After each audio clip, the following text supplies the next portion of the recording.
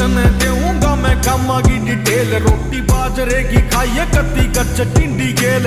ओ बीड़ियां के टोचन में ओ तेरे दिखाऊं और देखिए बिटोड़िया पे को गिया आड़ी बेल। ओ लागे से स्कूला तेरे बंके आज भी सांप मारे ना किसाना करे डंके आज भी। ओ सच्चे साधु बैठे मारे खेड़े और खाड़े में मंदिरा में बाजे मिठे संके आज भी।